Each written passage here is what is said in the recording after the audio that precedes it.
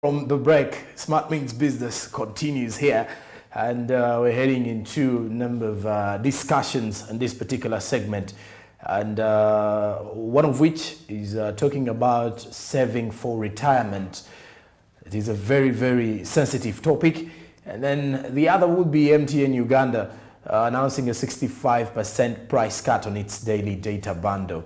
And I think on that we can truly build on a very big discussion for you, the viewers out there, to get more of the insights happening in and around town from all angles to do with business. Speaking of saving for retirement, what have you done for your life ahead of your retirement once you may be referred to as a grandfather or a grandmother? What are you going to be offering for your own self? Because as the narrative has been changing in a country like ours here, whereby once someone becomes a grandmother or a grandfather, or they are in their retirement age, it seems, or it has actually been their children or even their grandchildren who have been taking care of them. Because, well, one, you would say the economy has not been supportive for a number of people, but then also maybe some people have not planned effectively for their retirement. And with that, we can start off our discussion with saving for retirement. How are you doing, Rita? I'm doing okay, thank you. Today you look so, hey, I don't know. I look so, hey, what to say? I don't know. Of course, we have to drive business when we are very steadily okay. And thank you so much for having to keep it on Smart 24 TV. Saving for retirement. Let me drive it from a personal basis as of now. Because I appreciate the fact that I appreciate myself, first of all, that I have got to wake up every day, I have to go to work, I have to put things, ongoing and moving very smoothly.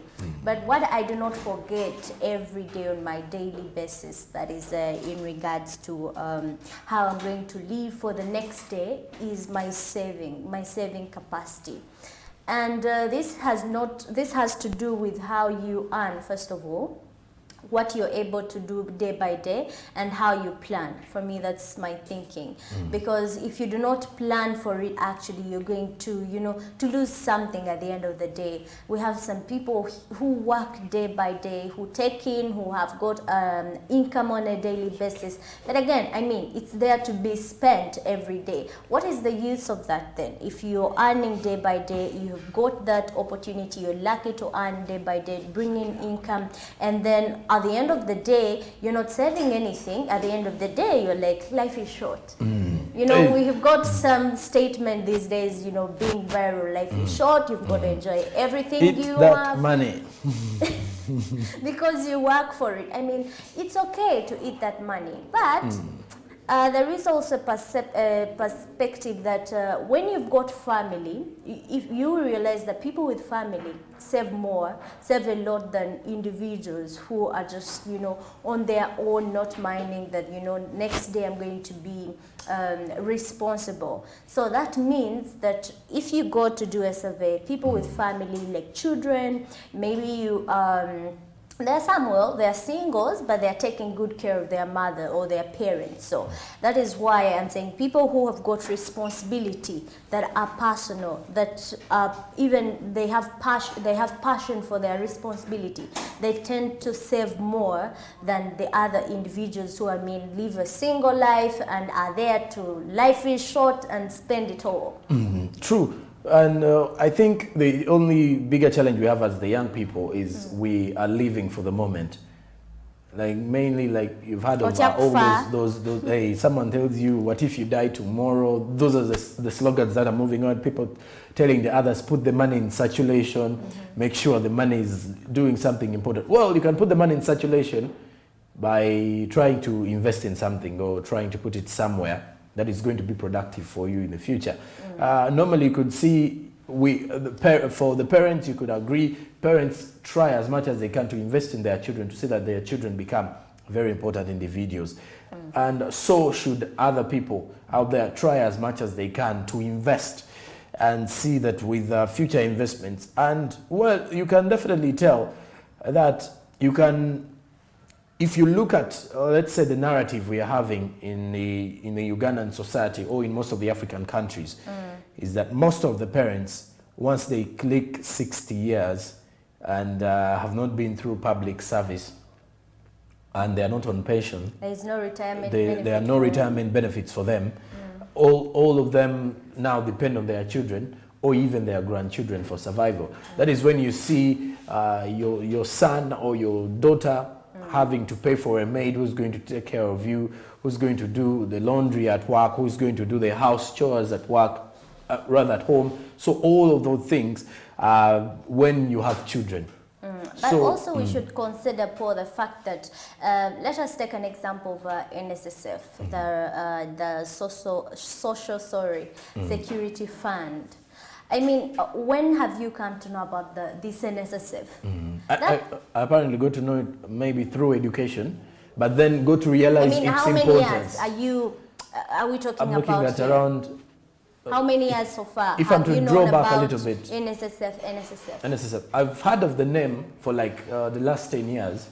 10 years. But then to get to understand the importance of the NSSF and why it is in the country like ours, or why countries have social security funds in there, is maybe in the last 5 years when I've realized that when you work, you need to save for retirement. Yes, and the fact is that digitalization actually, the zeal for technology helped a lot to consider NSSF, to move it closer to the people, to get to know, okay, there is a national security fund that I can save and later have my retirement benefit even when I'm in the private sector.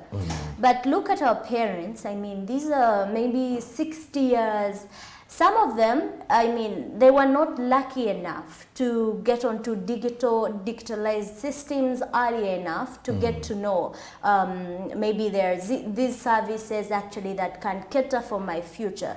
I mean, to those who were able to be lucky enough to access TVs, to access phones, maybe some 20 years back or some 30 years back, they are far ahead. I mean, they got to the opportunity faster than my mother, who is in the village there somewhere, than my grandmother, who is already in 80s. Or, I mean, that system was not there by then. So that's why you're going to see that there are many people right now taking care of their parents, still paying for the helper at home, still paying, getting in money to their parents monthly, because, I mean, the future plan wasn't there. Most of the people, most of the guardians, parents were so much into pushing us to go to school, pushing my brother, my sister to go to school. I mean, not planning that, hey, after education, what is there for me?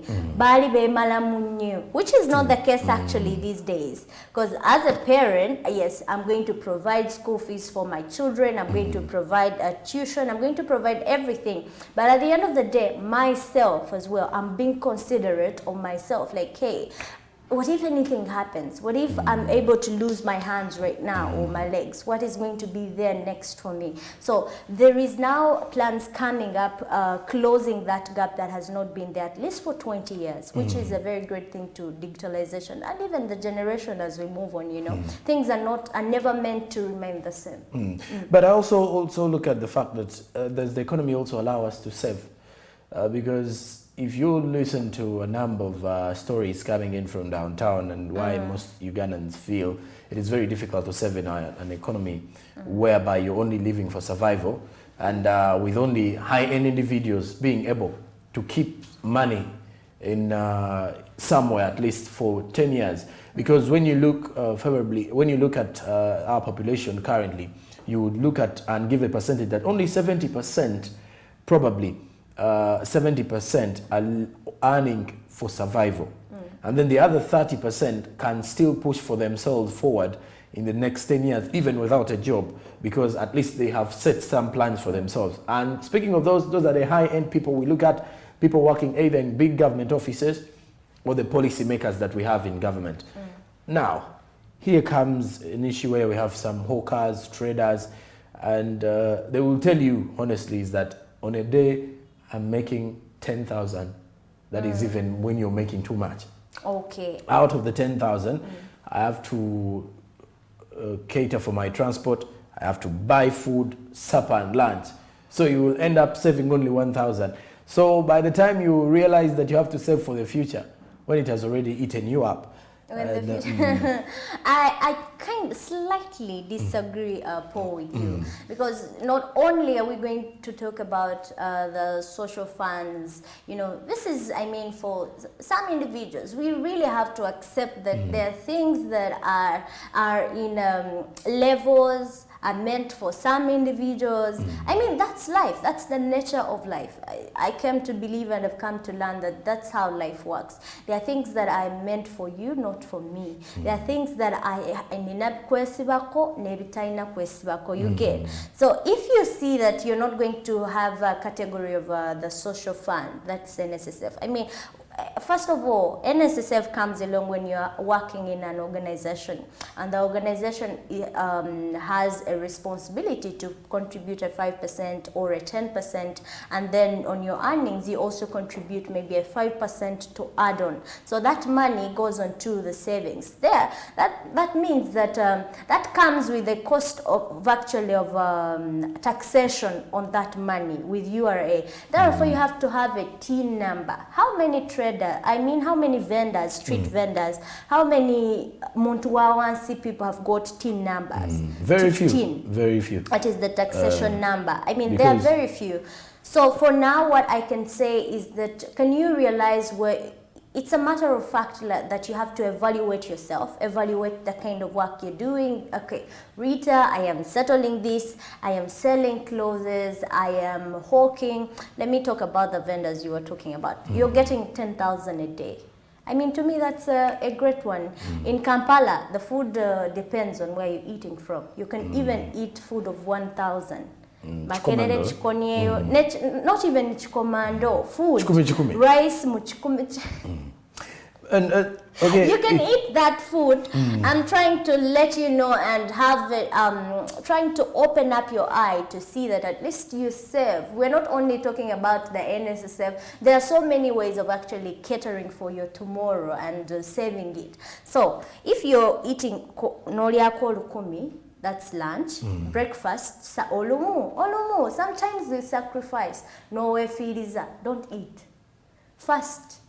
Religion allows us to fast. Even some circumstances, you know, they need us to fast. So maybe every time, okay, nerindazi linakulema, buy a 500 chindazi, eat it. There is water for chikumi, that is 600. Lunch no lukumi, or 2,000 from wherever you're working from, but find, always try to find means that you fit in. So you walk, you make 1,000. That's so far like 7,500 left, right? So you would want to tell me that on that money, you can't save like 4,000 a day. Now, it becomes a bit difficult. How? For instance, if I told you, it depends on the type of work you're doing. On the 1,000, if I told you you're not going to do heavy work, 1,000 may slightly be enough. I pushed it to 2,000. So if you get a meal of 2,000, because normally now food is actually increased a little bit, 2,000 to 2,500, and then maybe you buy yourself water. Water is very cheap lately. There's some mineral water that goes for 500. So you utilize the 3,000. That is food and everything. Then on that you have transport. That is, if I told you stay quite far, transport may be around 2,000. So when it is that, you also have to calculate the other 2,000 that is bringing you tomorrow at work. So the best you can save may be 3,000. Now out of the 3,000, you may likely have commando in the night and maybe say, let me buy 1,000. So you're going to save 2,000 with you. So if you're to save 2,000 on a daily, it may be very difficult for you to actually have some retirement in the next 10 years. Because I do understand, but again, I believe that you're not meant to stay in that space forever. I mean, if you're really business oriented, and this is what we're trying to implement here and also try to empower you, you have to be business oriented.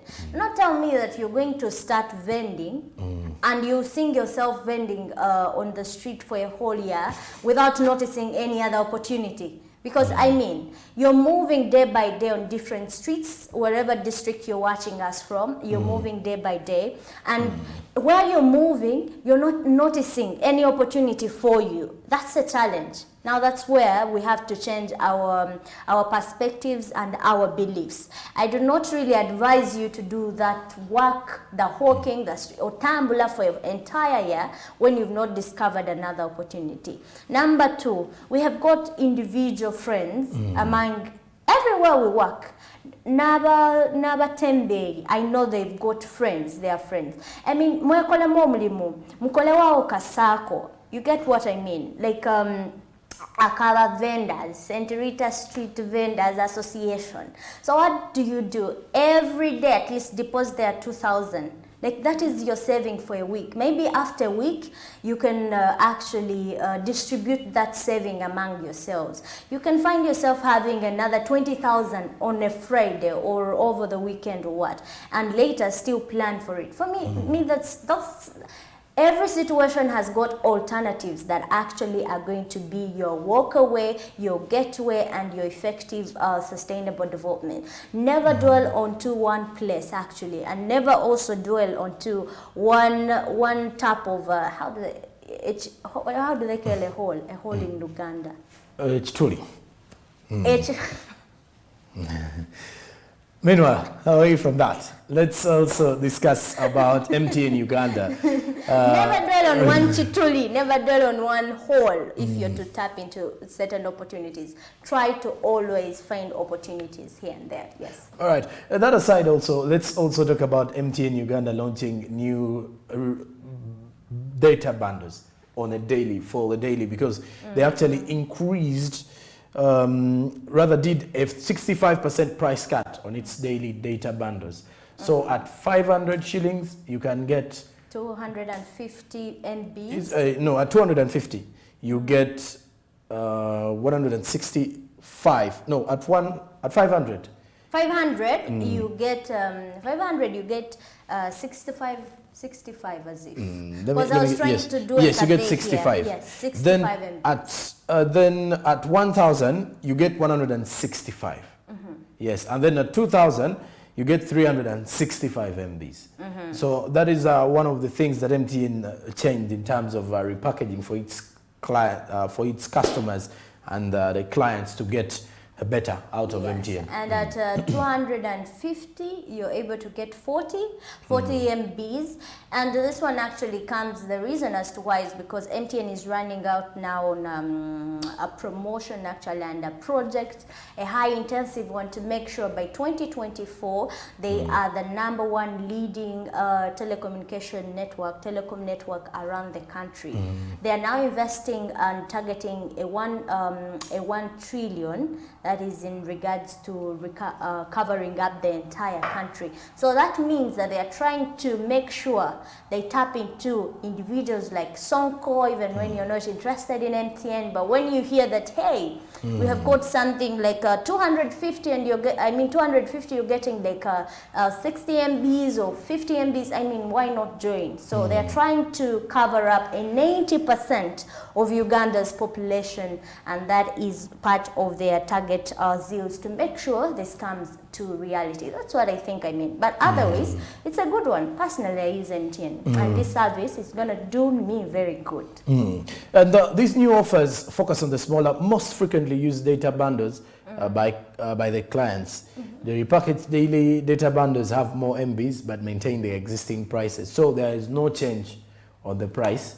It is just getting the bundles increased, but the at 200, for example, 250, is it, would get like 15 MBs, that is. MBs, they are called what? Megabytes. Megabytes, yes. You would get megabytes to help you run your internet, to help you onto your search engines. But now you're at 40. Hey, I mean, it's a good one from MTN. And previously, MTN Uganda had received an award, a recent report from a survey carried out by a global telecom monitoring and testing firm, that in the last quarter of 2021, MTN data was ranked as the best in Uganda in terms of quality of user experience as well as speed, reliability, and coverage. But when you look at telecom services, there are those who are also wanting, to penetrate so much in the market, but the challenges are always there. Maybe it's you, the customer, who actually determines the growth of the telecom companies or the growth of telecom services in the country, whether it's the services that are accompanied with these telecoms that actually are meant to put them down or put them on the rise. But surely Smart 24 TV is compiling that report, and surely maybe hopefully next week we'll be delivering it to your doorstep actually, to make sure you understand why some telecommunication companies not penetrating to the market even when they really want to compete favorably. All right, and we do hope that as a matter of fact this continuously goes on, and MTN Uganda can also consider those on a weekly basis, those that actually buy data bundles for a weekly basis or monthly data bundles. And with that, we do take a break, but Smart Means Business will continue shortly with more of the business reports.